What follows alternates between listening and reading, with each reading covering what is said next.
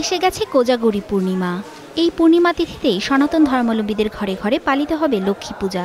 পরিবারের সমৃদ্ধি ও ধন সম্পদের আশায় দুর্গাপূজার ঠিক পরেই লক্ষ্মী পূজার আয়োজন করা হয়। এই উপলক্ষে অনেকেই কেনেন দেবী লক্ষ্মীর নতুন প্রতিমা। গোপালগঞ্জের বিভিন্ন হাটে চলছে প্রতিমা বিক্রির ধুম। রকম ও মানভেদে এক একটি প্রতিমা বিক্রি হচ্ছে ১০০ থেকে ২০০০ টাকার মধ্যে। বিক্রি হচ্ছে সোলার ফুল, নৌকা, কলা গাছ, মালা, নলডুগলি, লতাসহ পূজার নানা উপকরণের দাম বেশি, তাই এবার প্রতিমা কেনার খরচও বেড়েছে।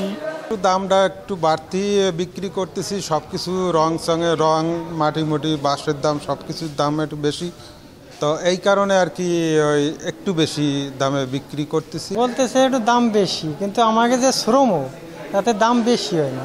লক্ষ্মী পূজা মূলত ভক্তদের ঘরের পূজা। বাজার ঘুরে সাধ্যের মধ্যে পূজার উপকরণ কিনছেন ভক্তরা। গোপালগঞ্জের খাটরা সার্বজনীন কালীবাড়ির এই হাটে মিলছে পূজার সব উপকরণ।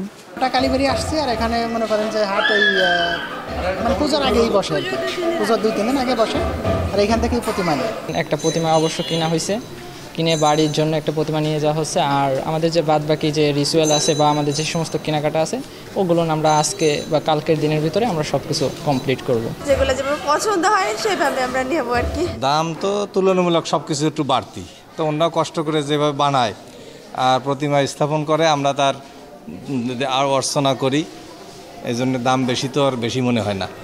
লক্ষ্মী পূজার মধ্য দিয়ে পরিবারের শান্তি ও সমৃদ্ধির পাশাপাশি দেশ ও জাতির মঙ্গল কামনা করবেন ভক্তরা। Desk report, star news.